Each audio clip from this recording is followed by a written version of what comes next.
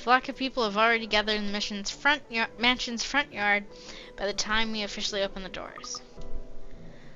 I'm not sure whether I should be baffled or underdressed, standing in their presence. Men and women of wealth and status, all dressed to the nines in fancy suits and lovely dresses of varying colors, compose the medium-sized crowd.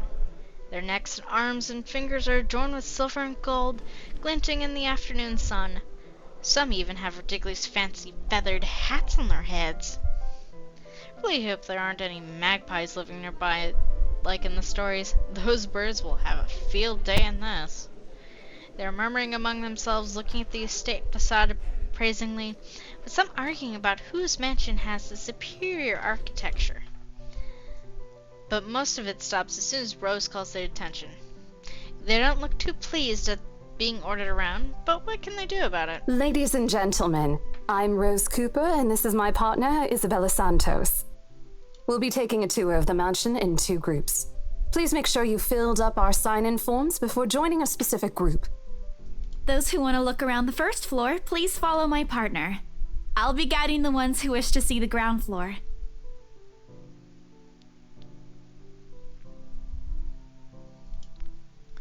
Hearing this, a few wonder to me. They are mostly old ladies who seem daunted at the idea of climbing all those stairs. Miss McCullough also joins our group, but what really catches my eyes is the elegantly dressed pair she approaches. It's so nice to finally meet you! When Chief Inspector Lee mentioned that a famous interior designer is in town, I knew I had to get you! Your confidence in my skills is very flattering, ma'am. I'm sure you won't disappoint, Marianne. Oh, you know each other? Not at all, ma'am. You mentioned something about a Marianne on our way here, darling? Oh, yes, I think I did. Ah, they must be the clients she was talking about. I've seen their faces somewhere before. Some magazine? Or the television? I can't quite remember. But then again, most of our guests have likely ended up on the news one way or another. I won't be surprised if these two already have.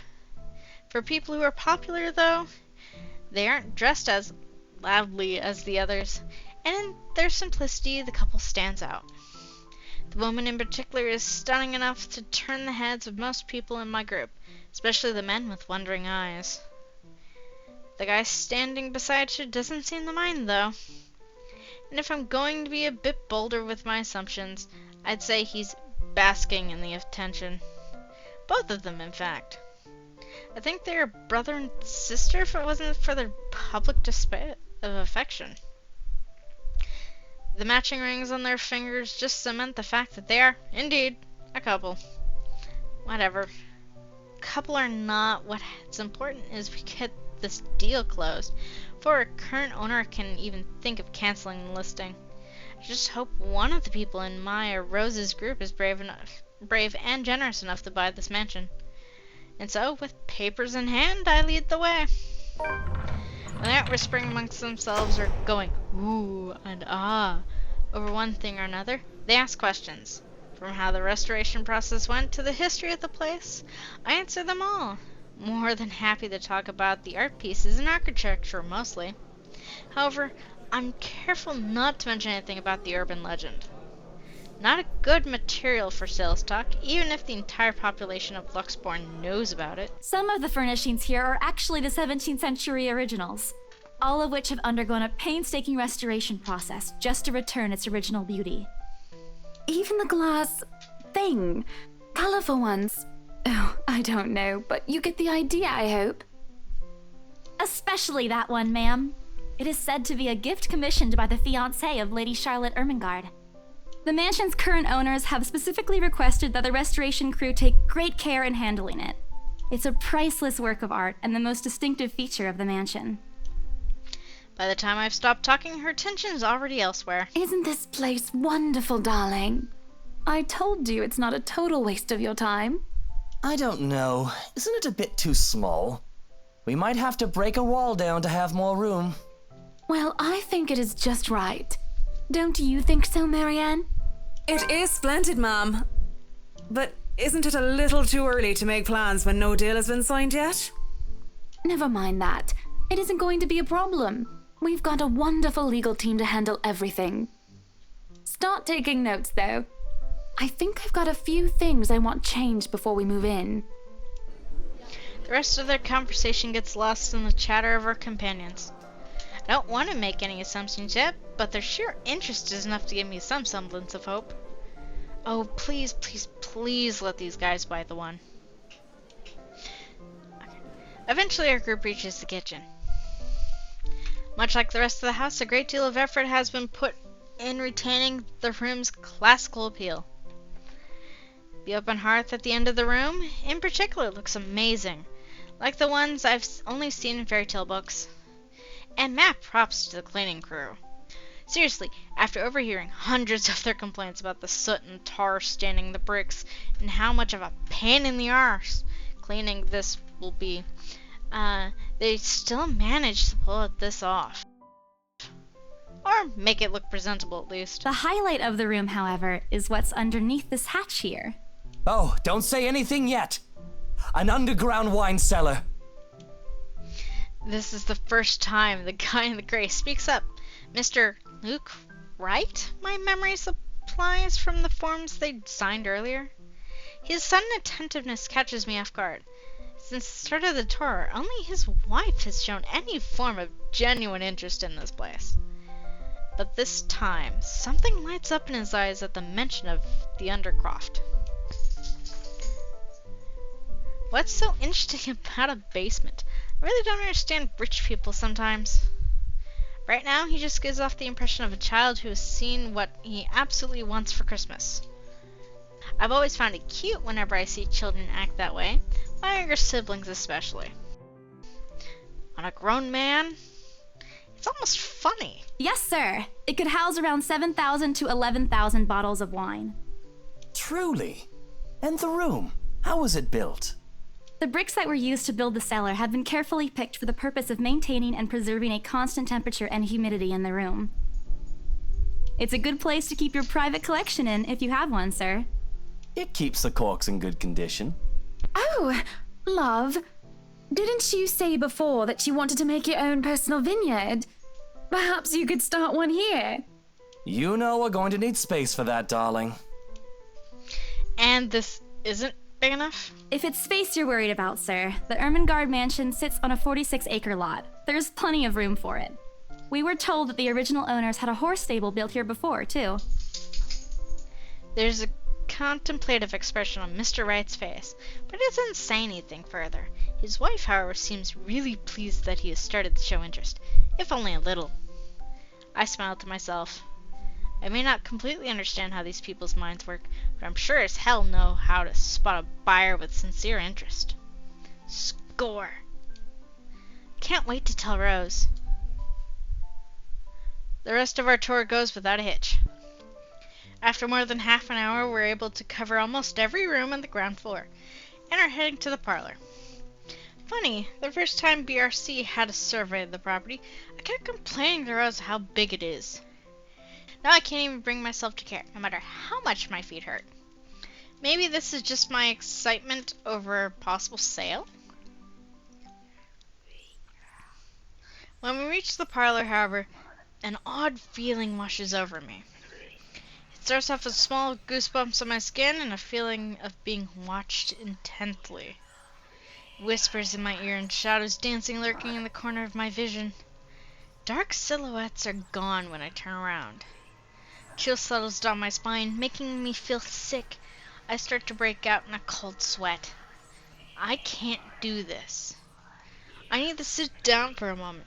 The old ladies in the group have been requesting a break anyway. If I can just... Excuse me, everyone? We will be taking a 15-minute rest here before we visit the first floor. In the meantime, please help yourselves to the refreshments and snacks we've prepared. If anyone has any questions, feel free to approach me. I'd be happy to help you. I let them sit while I retreat to a corner to recover. It's not what you think. Don't think about it. It's not what you think. It's probably just caught Becca's cold. Don't think about it. I'm left alone for a good while, the same words spilling out my lips in a silent prayer, till a hand taps my shoulder. Hello, you there? Yes, ma'am? Oh, look at you! Having to show a group around a mansion this big must be exhausting. Not a problem, ma'am. I'm just doing my job. What a hard worker! Anyway, Isabel, right? Isabella, actually. But yes, what can I help you with, ma'am, right? Please, just Hannah. Call me Hannah. I just wanted to ask, how soon are we able to move in? My brain completely stops. The sick feeling plaguing me is suddenly gone, replaced by utter bewilderment. Is this a joke? She looks at me expectantly as I struggle to come up with an answer. Wait, ma'am, you see... But we haven't even negotiated a price yet, ma'am. We haven't even finished touring the rest of the mansion. A sale would be great and all, but... She stops me from speaking any further and puts a hand on my shoulder. For a moment, with her tight smile, she looks as if she's tasted a particularly sour lemon. Oh, please, sweetie, don't insult me. Money is not a problem. And, just between you and me, this place is better off with us than with some old lady who will probably just fill it up with cats.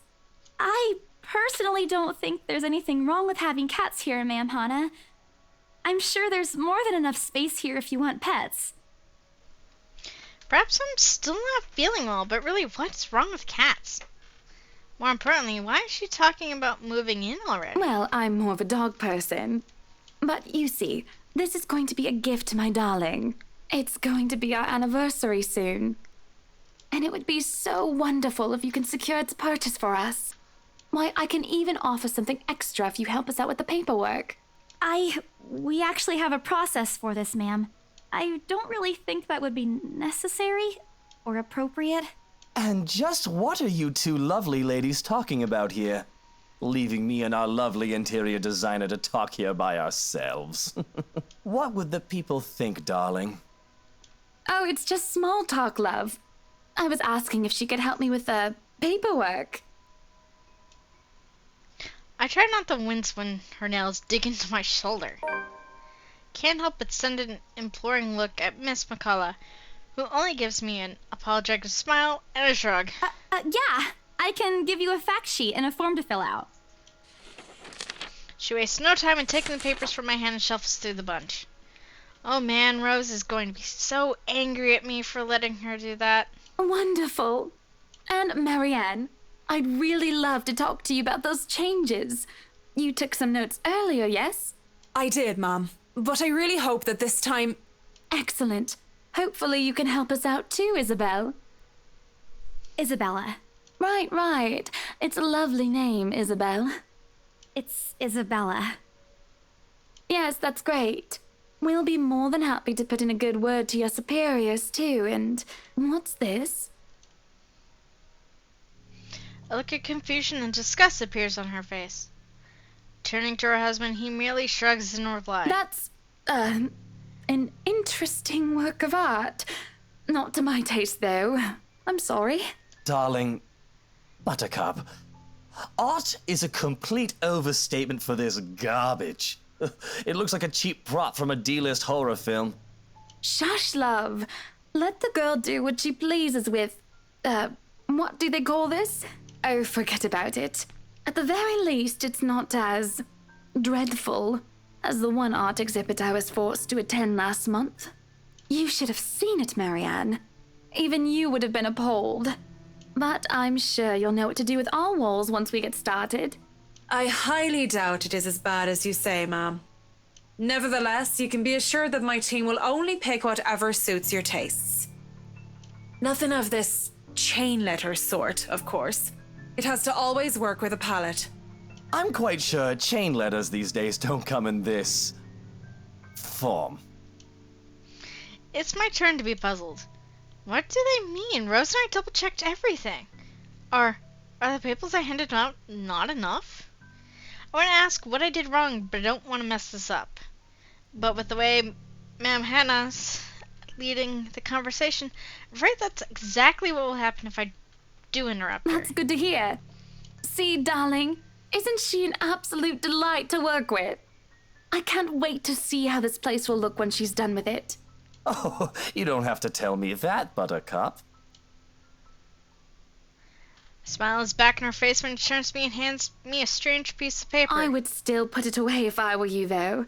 Otherwise, people might get the wrong impression. Anyway, as I was saying... I don't hear the rest of what she says after that. I can only stare down at the paper, at the letter in my hands. The sides crinkle in my grip, and my breathing goes labored. Dread quickly fills my mind. Isabella? Isabella? Are you alright? You're looking pale. I didn't even notice when Rose's group joined us in the parlor. I went nothing more to say than no, I'm not alright. I want to leave this place, because I remember everything as clear as day. This letter, those blood-soaked limbs in the attic, it's real. The letter.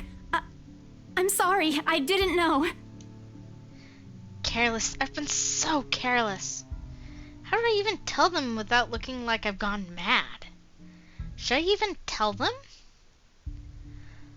I'm gonna probably say don't show Rose. Rose,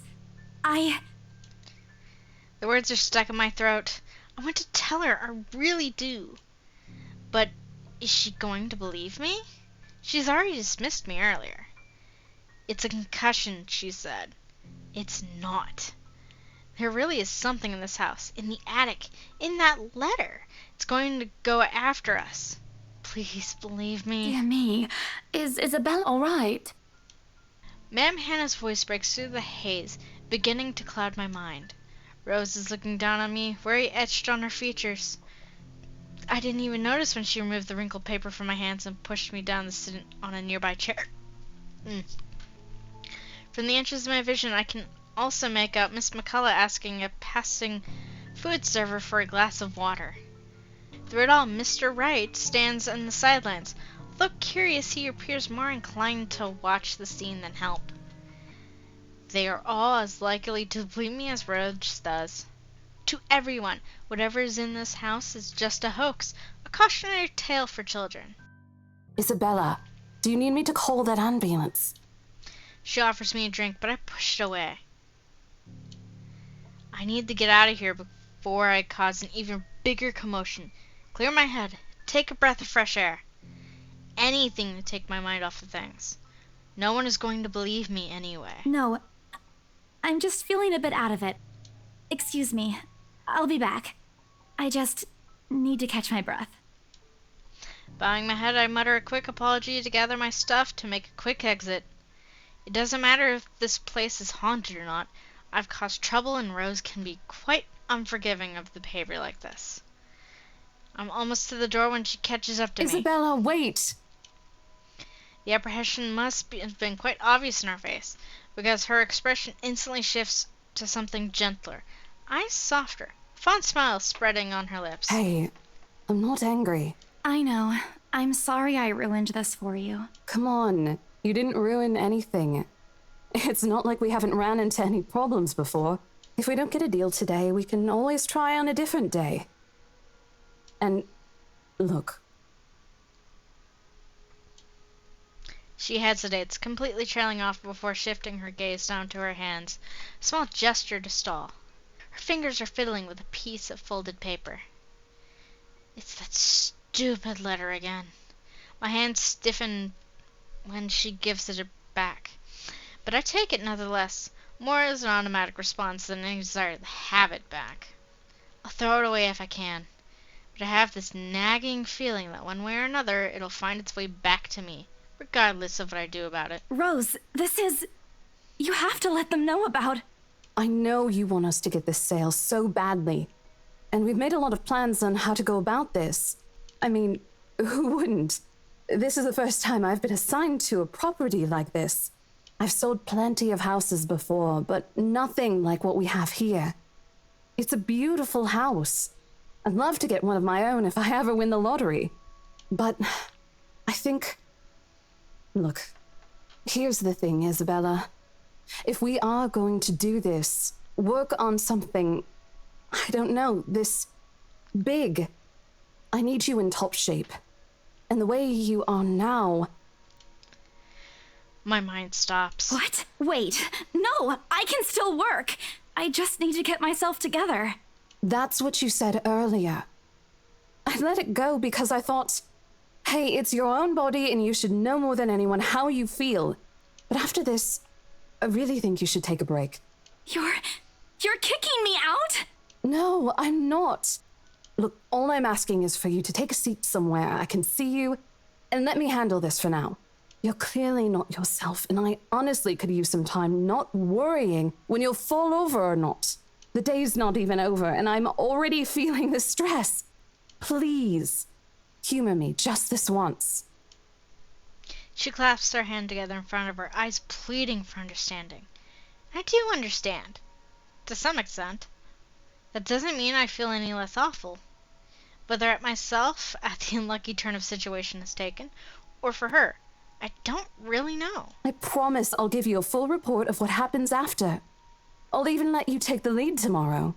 Fine. Okay. I'll step aside for now. You're upset. A little, yeah, obviously. If it's any consolation, I won't tell the boss about today. You know how he is.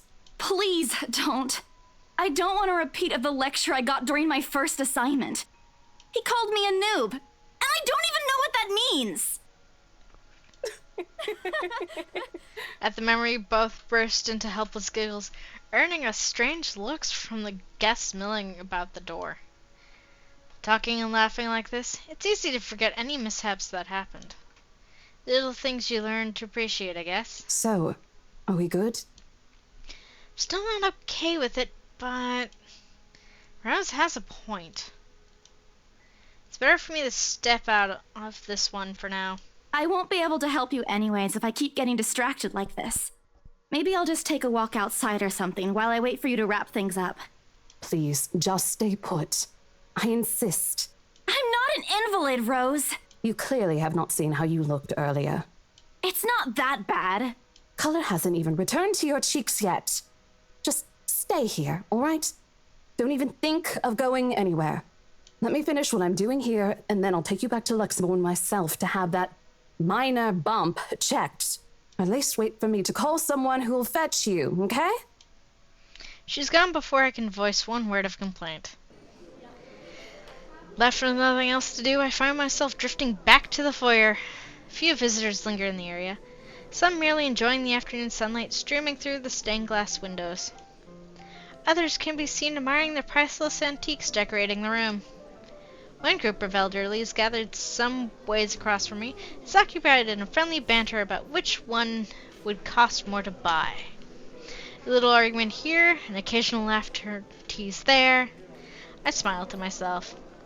The conversation reminds me of what I've been missing these past few months. Rose is probably right. I do need a break. Maybe this afternoon hangout will help? Speaking of, I should call Ash. It's a few hours early from what I've told him, but he did ask to call once I'm done. Besides, I don't have a ride back. He offered, so I might as well take it. Or bribe him into giving me one. Not that he'll ever accept the latter. Personal convictions and all. Honestly, if there's something I find admirable about him, despite his tendency to annoy the hell out of me, it's that. Well, whatever way works. Free ride is still a free ride. There's Rose's offer too, but despite what she says, I know she'll be busy for the rest of the afternoon, especially without me assisting. Bothering her for a favor as small as this is the last thing I want to do right now. A couple of minutes and a few prayers asking for a decent signal later, the call finally connects and... Shit! What's up, I'm Ash from Deluxe City. Baggers, watch out. Ah, the ringtone. Looking for trouble? Better not lie. I'm a cool What? dude. Pretty fly for Shit, an how Asian loud is guy. this thing even? Sup, I'm Ash from Deluxe Sharp City. ringing fills the Baggers, watch entire out. hall, Can't beat me. disrupting the Looking for trouble? pleasant Better quiet not that lie. has settled I'm a cool soon dude. enough. Pretty fly for an Heads Asian begin guy. to turn in search of the source, Sup, I'm mine Ash from included. Deluxe City. Baggers, Eyes watch dart out. around the small Can't crowd beat me. before Looking for zeroing in trouble? on the lone Better figure not lie. crouched I'm behind a the cool small dude. group of old Pretty people, fly for an checking Asian out the guy. decors Sup, moments I'm ago. Ash from Deluxe He is facing away from me, fumbling with something in his hands. But I don't need to see his face to know whose back it is. Oh, I recognize that dumb parka anywhere. Without bothering to end the call, I marched toward him. Please end the call. After what happened today, I'm really not in the mood to deal with this. Of all the times to... Ashton Frey! What happens next is something I surely regret later for having not recorded. He jumps, letting out an undignified yelp followed by his phone slipping out of his grip. He bounces from one hand to the other in his poor attempt to catch it, before ultimately falling flat on the floor with a resounding clack. I kind of feel sorry for the phone. And the floor. But it's not nearly every day that you can catch someone like Ash off guard and get a reaction. Damn his stupid detective senses. I'll take every ounce of victory I can get, no matter how small. Ha! An awkward pause passes between us. A blink. A cough. He makes a face. And then, in a too-quick motion, he ducks and retrieves his abused gadget, while a grin threatens to break out from my lips. He doesn't meet my eyes when he straightens, but a flush has crept up his neck and his cheeks. In another universe where we haven't known each other for 5 years and suffered through his teasing isn't a day-to-day occurrence, chances are I'd find that adorable. Endearing, even. Unfortunately, this isn't that kind of world. The way things are, I'm already content to see him out of his obnoxiously calm and collective disposition. Hello to you too, scaredy cat. I could stand to be greeted like a normal person, you know. What? And miss that look on your face? No way. Oh man, I should have taken a picture. I am so honored you find this funny. Is that how you treat your guests? I think I need to talk to your supervisor. Talk to yourself. You aren't even a guest here. What are you doing here in the first place? For a moment, he looks like a cat who swallowed the canary. Suddenly checking every nook and cranny in his phone for any damage or scratches. Seems to be a more interesting activity than explaining himself. Ash, I could be looking to buy a house. a mansion? Yeah, why not? Did you see the view outside? It doesn't look haunted to me at all. He is messing with me. Ashton, I am not in the mood. What are you doing here? He chances a glimpse at some point behind me. The parlor? Curious, it follows his gaze. But before I can figure out what has caught his attention, he places a hand on my shoulder and turns me back to face him. I just finished working on something, so I dropped by. Still don't see how his work has anything to do with why he's here. At my confused look, he drops the hand resting on my arm like he has touched something particularly hot, and casually rubs the back of his neck. And I said I'll see if I can pick you up. Turns out I can. Free time and all. So here I am. Figured you'd still be busy, and so I roamed around for a while. Oh, you should have mentioned that sooner. I was about to throw you out. Throw me? Hey, I was given a pamphlet. I think that makes me a legitimate client. We have mandatory sign-in sheets for clients, Ash. I didn't see your name on it. And you can't just roam around because it says open house. Normal people actually follow an etiquette here. Right, okay. I think I'll just go ahead and... No, wait. I wasn't really going to throw you out. Rose said... Never mind. I was just about to leave anyway. Wait, what? Now? Something must have shown on my face because he pauses and gives me a long, hard stare. Sometimes I forget how easy reading people is for Ash, given how he often looks as if everything around him is a chore. I avoid his eyes, hoping he'll drop the subject and won't ask any more questions. Last thing I want is to tell him what happened, especially the part about the letter. In fact, he's the last person on Earth I'll ever think about telling it to, if I can help it. Sure, he's a dependable guy. God knows how many times he's helped me, even without me asking for it. But stuff like ghosts and the supernatural? He'll never believe those things, even if he hears it from a friend. Except maybe if it's Becca. On a good day, the most harmless thing he'll do is give you an explanation why those things have no chance of ever being real. At worst, He's insufferable. He'll poke fun at you at every single chance he'll get. Ashhole. What did I ever do to him? He never does that to Becca or Zach. I can already imagine how things will go down the moment I spill a word of what I saw. Nope, over my dead body. Before it catches his attention, I shove the letter deep in my back. What's wrong? Nothing. Let's just go. Doesn't look like a nothing to me. We still have Zach's movie tonight, remember? It's still early. And didn't you say your shift will end around 5 or 6? What about... Hey, Isabella, wait up! A rush of air greets me as soon as the main doors open. Not the usual autumn draft, but it's still a welcome change from the shifting atmosphere inside the mansion. Ash's footsteps quick behind me, the soles of his shoes thumping hard against the polished concrete in an awkward cadence that rushes to catch up. He calls out once, twice. The mansion still looms in the background, whispers calling me back, shadows beckoning.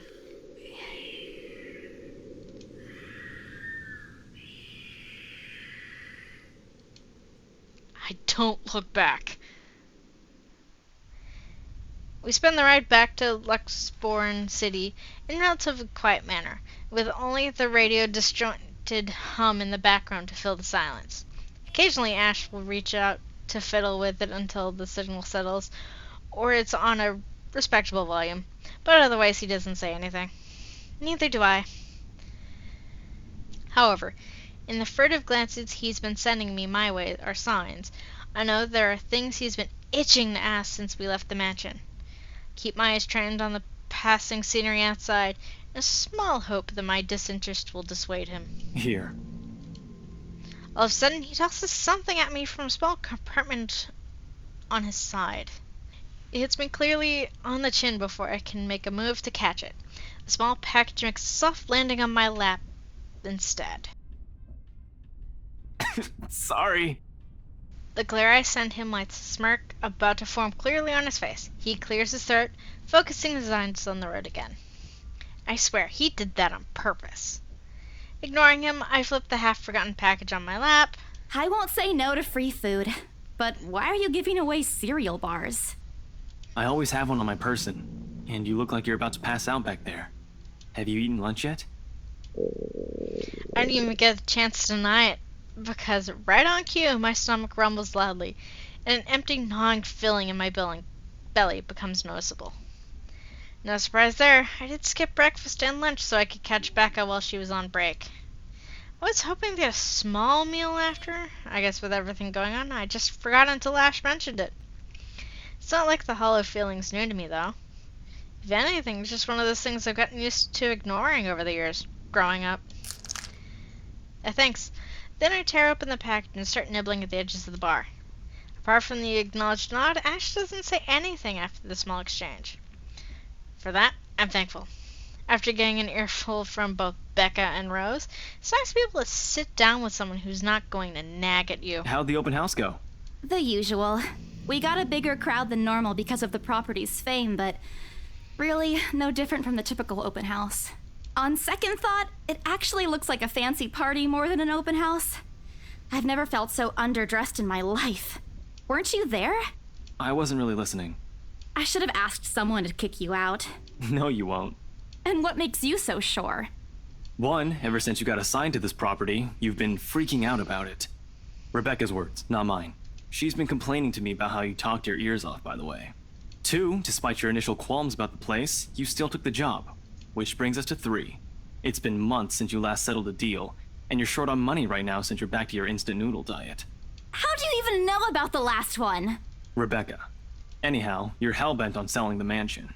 Even if someone you know personally is in the tour group, you aren't going to just kick them out. Every single person who went on your open house is still a prospective client to you. Even me. He's not entirely wrong.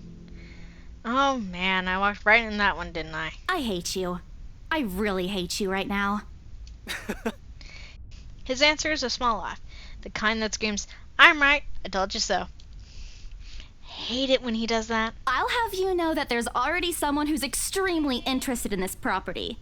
So even if you expressed any sort of interest in it, I don't think they'd be willing to let you have it.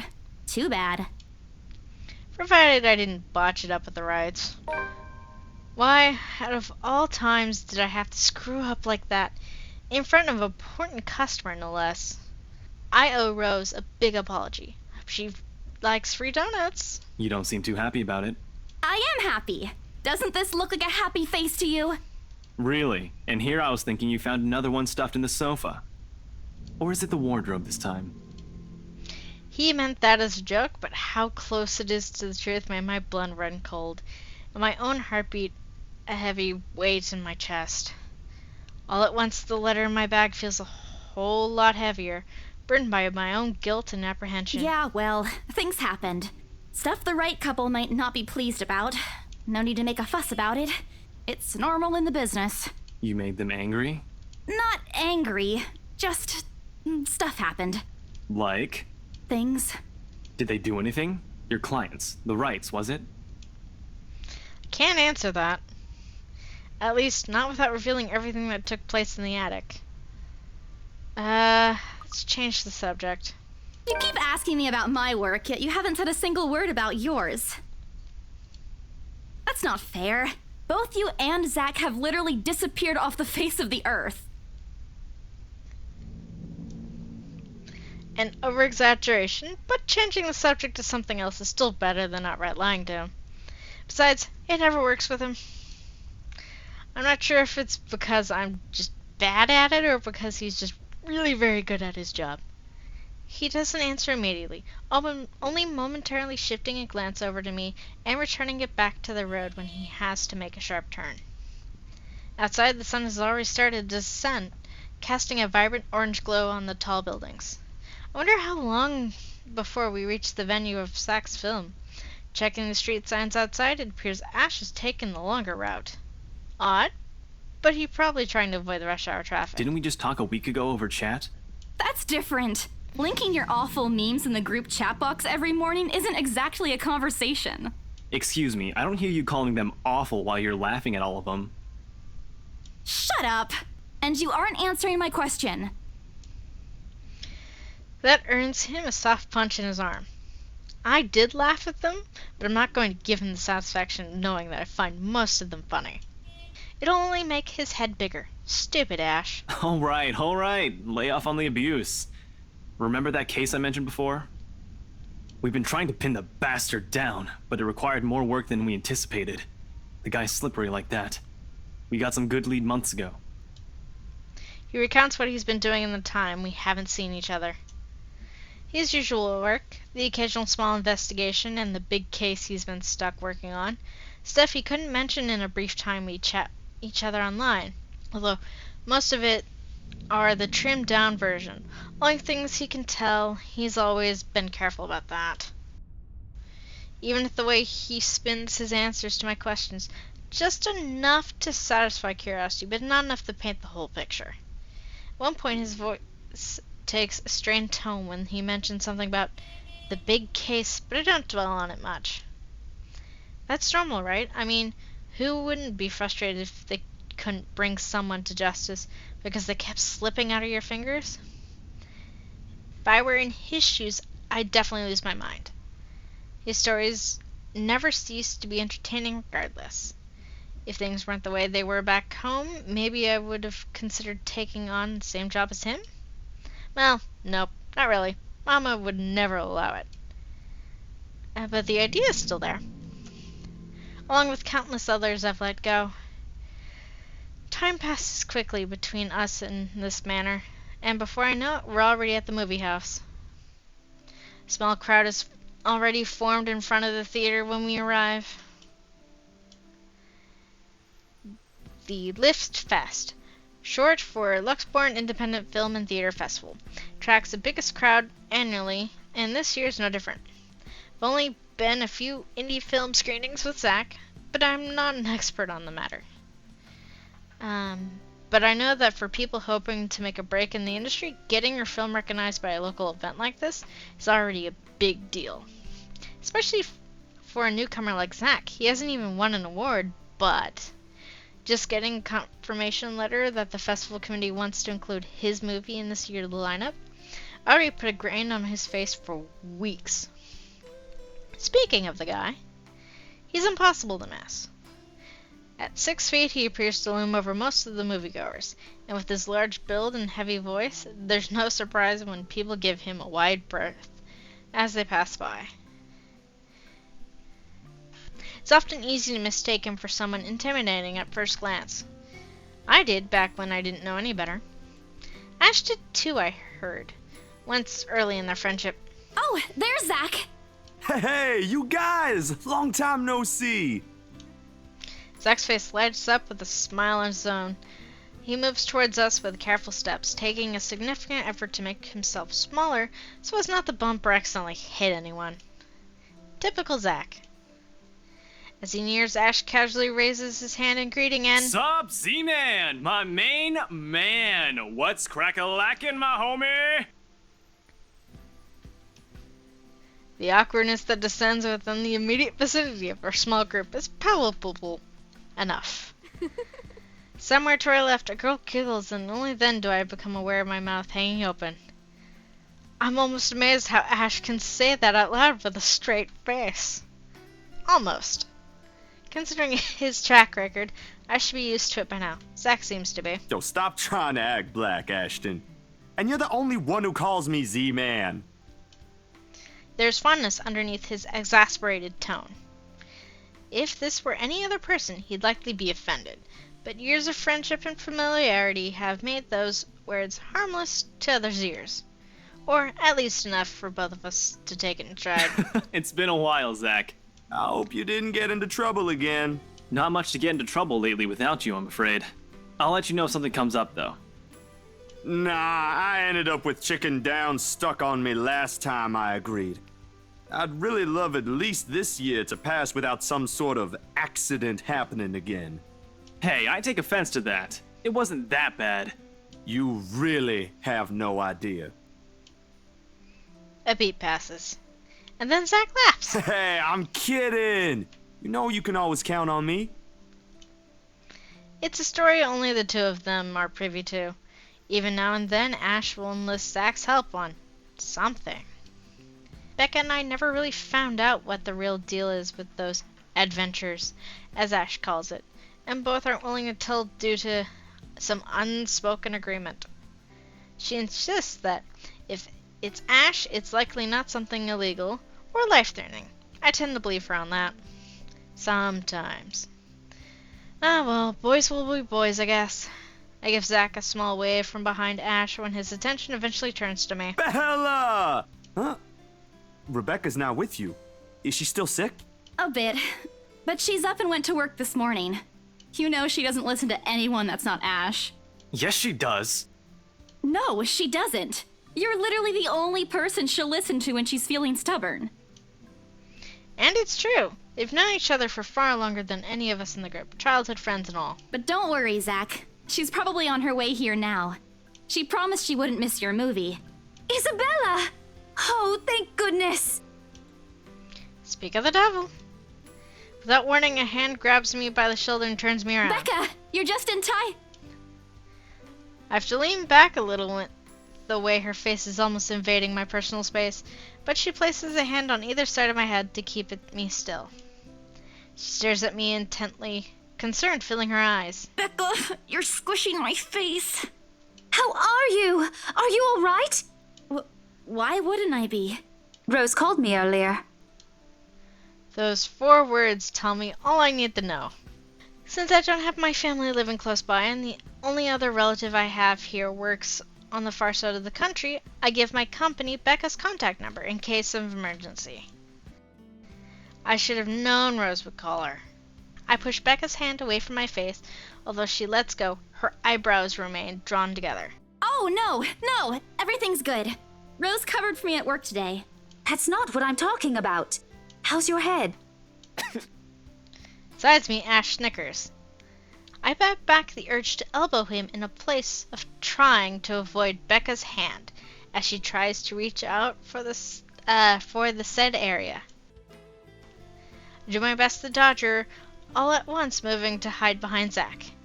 Sorry for using you as a human shield, Zach. Oh, it's nothing. I just slipped off a few steps on my way down. I blacked out for a few seconds and had a minor bump, but it's just that. You blacked out? It's not something to brush off. That's fair. Come on, at least let me check it. It's extremely minor. You wouldn't even know it's there. Isabella, this isn't a laughing matter. She did look pale when I saw her. Wow. Thanks a lot, Ashton, you traitor. I'll get you back for this. Just you wait. What? I'm just saying it as it is. If you mentioned this earlier, we wouldn't be having this conversation right now. I'm sorry. Saw her? Yeah, they arrived together. Bella looked fine to me then. I don't know. Something crosses Becca's face, but it's gone before I can figure out what it is. Oh, that's good. At least she didn't have to travel alone, right? At least. Good. See? I'm okay. I wouldn't be here if I wasn't. And I don't want to miss Zach's film. We can always watch it some other time. Sorry, Zachary. No, it's good. But you guys should really keep it down. We're starting to attract some attention. It's the premiere. The premiere's different. Right, Zach? I shoot him a pleading look. Zach's a sensible guy. He'll understand. Please understand. Not really. But Rebecca has a point. In the end, I think it's your call. Oh, for heaven's sake! Please, Becca. I really don't want to miss it. You're not missing it. We're just moving it on a different day so we can have a... Look, you guys. Ash's loud sigh unexpectedly cuts through the conversation. He's pinching the bridge of his nose as he speaks. Something he usually does when he's getting impatient. If she says she's okay, then there's nothing we can do about it. It's not like we can stop her either. Besides, she's still acting like the same old Isabella to me, if she can still run around like that. Why are you taking her side? I'm not. But if she wants to watch Zach's movie with us, I'm not going to stop her. She's probably the one looking forward to it the most. Ash, that's... You, of all people, should know... Tell you what, if I notice something amiss with her, I'll take her to the nearest hospital myself. Is that good enough for you? I already know the answer before Becca voices it out. When, at last, she releases a deep breath and nods, albeit with great reluctance, I immediately tackle her into a hug. Thanks, Becca. It's always been you with him, isn't it? Oof. Did you say something? Me? Nothing. Don't mind me. If you say so. Okay, guys, showtime's close, so I think I'm gonna get us some snacks. My treat. And then let's head inside. Anyone here has a smaller bill? I think I do. Hold on. I pull myself off from Becca to get my wallet from my bag and... What's this? It's already in Ash's hands before I can even react. Behind him, Becca and Zach are both giving the piece of paper an intrigued look. No! Give it back! It's just a paper. I don't care! Give it! Looks ancient, too. Why do you keep this around? I try to reach for it, but he holds the paper way above his head. I've never been practically sensitive about my own height, but right now I really wish I had the advantage over him. Don't open it! What's the big deal? It's not like it's a love letter. I don't see any reason to... Hold on a second. This is, isn't it? Even if it is, it's not for you. Okay. Now I'm curious. I'm telling you it's nothing like that. It's... The rest of my words are lost when he unfolds the paper. I can't breathe. My heart feels stuck in my throat, pounding and threatening to burst out.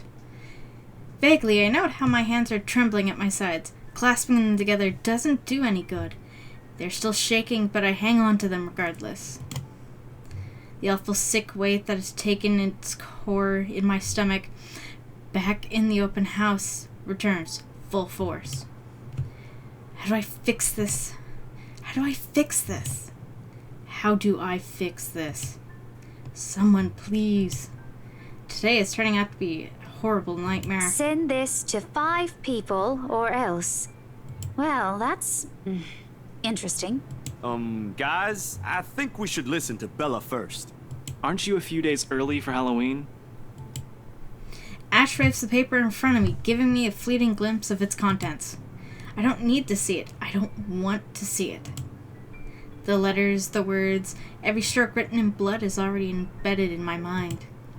Maybe I shouldn't have just thrown it away when I had the chance. That way. It's not a prank. Makes all of them stop. Even I am surprised by how steady my voice is. What did you say? This isn't a prank! I saw something! Hold on. Are we still talking about this paper? Or is it about the urban legend again? Both. I know it sounds ridiculous. You're saying this is a primitive version of a chain letter, and now that we've seen it, we're now cursed. You've got to be kidding me. See? This is why I didn't want to tell you guys. Isabella, aren't you taking this a bit too far? It's not a joke! Will you guys listen to me first? I saw something in the house earlier. It stood right in front of me. If I hadn't gotten away, that thing might have... Right. And in broad daylight, Isabella. Even someone gullible would find the logic in that screwed up. There's also no way in hell that this supernatural shit is true. But it's real! What do you think I saw? A hallucination? A delusion? Didn't you say you fell down some stairs? So maybe Rebecca's right. It happened after, when I was trying to get away. I almost got stuck in the same room with that thing. We're all in danger. I thought you were my friends. Why don't you believe me? We are, and you know that. But this thing and that thing has got nothing to do with the other. When Rose called earlier, I thought she's just exaggerating. But based on what I'm seeing right now, maybe it's better if we really postpone this for now. Don't bother. Without another word, I snatched the letter out of Ash's hand and stuffed it back in my bag, with more force than necessary. I'm tired. I got cursed, saw a ghost, probably lost a sale, got kicked out of the open house I'm supposed to be hosting, my own friends won't believe me, and all of them think I'm crazy. To top it all off, there's a dull ache in the back of my head begging for a little attention. I can't afford to give it right now. Honestly, there's only so much a person can take within a single day. I just want to go home, curl up in my bed, and never think about it today. But before I can take a single step away from the group... Guys! Zach rarely ever raises his voice, even when there's a point he wants to drive home, and hearing him take on that tone completely throws me off. Even Ash and Becca. Whatever harsh words yet to come out of this argument immediately die on our tongues. Why don't we all calm down first? I'm sure Isabella has her reasons too. No need to be hard on her. And hey, ain't this supposed to be a happy get-together? We haven't seen each other for months. I'd really love to know what y'all have been up to. I only ever get to talk to Bella over chat. Please. He has a point. Ash, for all his attempts to look cool and distant, has been looking forward to this. He even took the time to call this morning for a reminder. He never does that. Becca, too, I'm pretty sure there's another reason why she got out of bed today. Yet despite Zach's attempt to lighten things up, or Ash's and Becca's acquiescing gestures, tightness in my chest remains. I should have just kept it to myself, or at least went with the idea that it's a prank. If I did, things might not have turned out the way they had. No sour mood, no bad vibes. Careless, so careless. Maybe leaving is a better decision for us all. I'm gonna say stay for the movie. Any other day, I excuse myself and go straight home. But this is something special to Zach. Something he worked so hard to bring to life. I should know better. I might be having a bad day, but being with a few people I care about far outweighs the idea of spending the rest of the day throwing a tantrum alone in my room. And what if the thing in the attic follows me home? I don't want to be left with my thoughts either. I can still see it whenever I close my eyes. And maybe if I stay, let our heads cool down first before telling them what happened, they'll listen to me?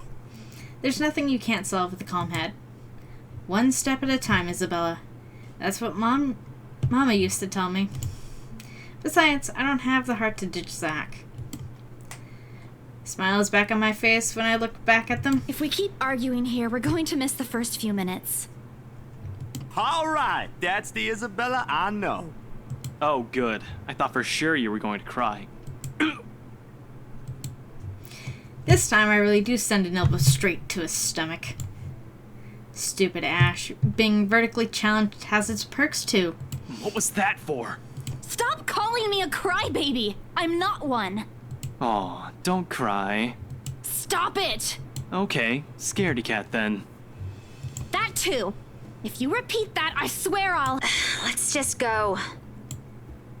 Without another word, Becca goes inside. She doesn't even stop to wait for us when I call after her. Ash and I exchange looks at that. The same question likely swimming inside our minds. Did something happen at school after I left? Is she having a bad day too? I'll try asking her about it later, I guess. So, you guys go catch up with her. I'll go get us the food I promised. But you'll miss it. Didn't you say watching a movie without food ain't fun? And it ain't like I haven't seen it. I made it, remember? I'll be in there soon. One friendly tap on my shoulder and then he's gone. Few moviegoers are still milling about. Some are still waiting in line for tickets, but otherwise most of the crowd is already inside. There's nothing much for us to do here now. Not a word of protest comes from me when Ash gestures for the two of us to head inside. And then? Are you sure it wasn't one of the cleaning crews? Talking down his lawn mower. Absolutely sure.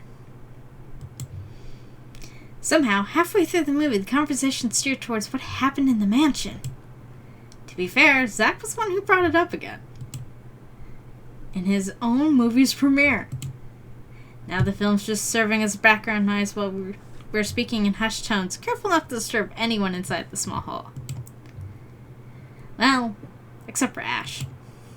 I just hope we don't end up arguing about it again. We'd all get kicked out for sure. Though with how loud Ash's voice is, we'll probably get thrown out way before any arguments happen. Only Becca still remains engrossed in the movie, completely ignoring us.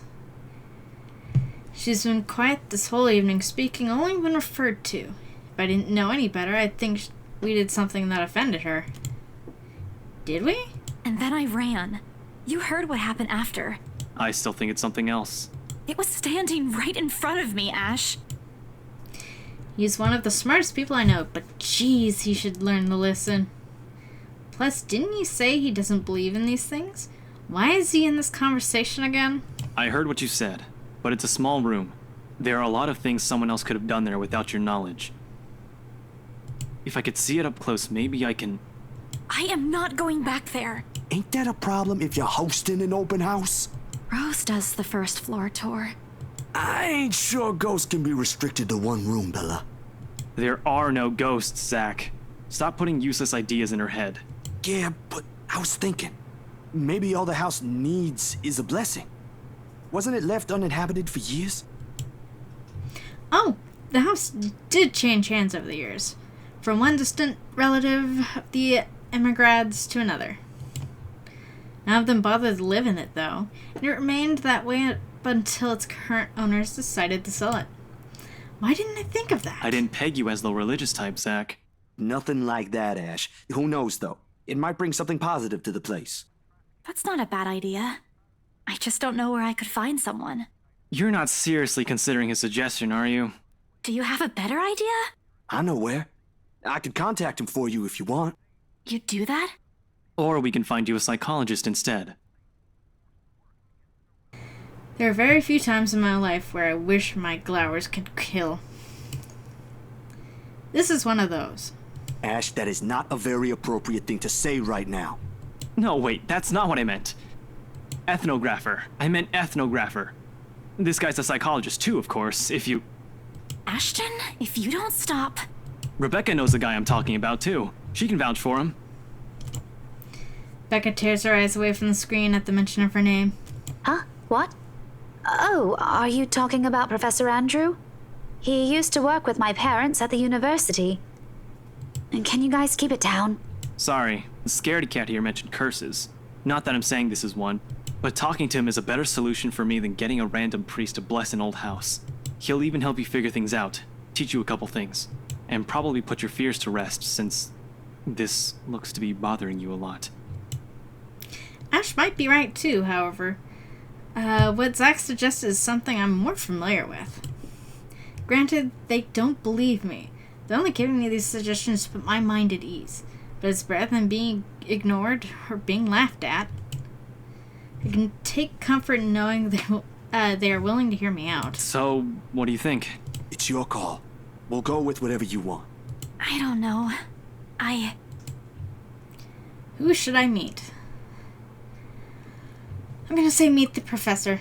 I'll think about it, but if ever, I'd like to give talking to Andrew a try. Is that okay? Won't he have other things to do? He is a bit busy, but he'll make time for me. He's my go-to person when I'm stuck in something. He won't mind if I bring a friend with me this time. If you're sure. I guess that settles it then. Guys, I said keep it down. You keep insisting that we still watch it, yet you're not even paying attention yourselves. It ain't a big deal, Rebecca.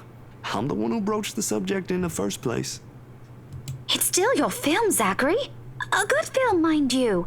You worked hard on this. The least we could do is watch it with you. And that's what you're all doing. I really appreciate all of you making time for this. Sorry, Becca. We'll stop now. Throw her an apologetic look, even if Ash is the only one she should be reprimanding, but her attention's already back on the screen. She's ignoring us again. When Becca's acting this way, there's a big chance something's nagging at her. We really need to talk. We all fall into comfortable silence after the kind only you can share with people you were most at ease with. For the first time today, the letters lay forgotten in my bag, if only for a few hours. Night has fallen by the time we exit the movie house. Despite the late hour, the streets are still bustling full of people. Those about to head home, those set to meet someone, even those simply wandering about. Walking in the sea of unfamiliar souls, it strikes me how easy it is for one to get lost in a city of nondescript as Luxborn.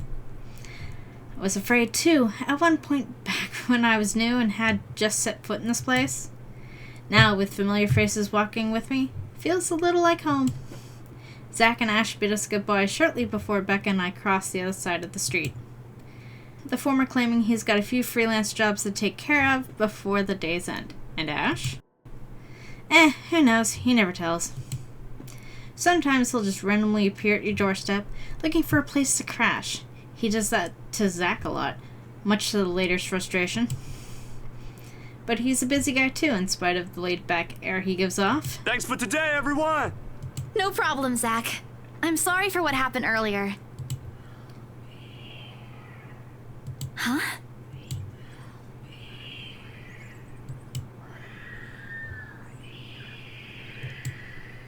Sensation. Cold, sickening, drowning, my chest tightening, breathing becomes labored. I can taste blood in my mouth, the edges of my vision blur. In the distance, amidst the countless nameless people going about their lives, a voice reaches out to me. Pleading even as I clench my eyes tight and clasp my hands over my ears. Whispering and whispering and whispering. Calling out.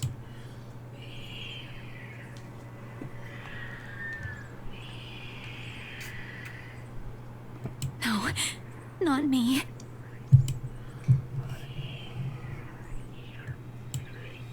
Somebody. Isabella? Earth to Isabella? At her voice, the whole world suddenly snaps into place. The murmur's gone. When I open my eyes, Becca raises an eyebrow at me in question. Weren't you listening? Are you coming with me? Oh, yeah. Just... okay. Sorry, I spaced out. You always do that. I follow her without complaint, but not before sneaking a glance to the far end of the street, where the voice came from, where another set of eyes might be staring at me. Nothing. There were only Zach and Ash watching over us as we head back to where Becca parked her car. If I'm expecting to see something or someone there, I try not to let it show. Try not to think of the tiny pinpricks of fear crawling into the pit of my stomach. See you guys some other time. Yeah. See ya. Another glance, and with a final wave, we go off on our ways. I don't know what I saw, and I don't know what I heard. I don't want to know. And if this is what would help me sleep tonight, what would give me back the normalcy in my life, then so be it.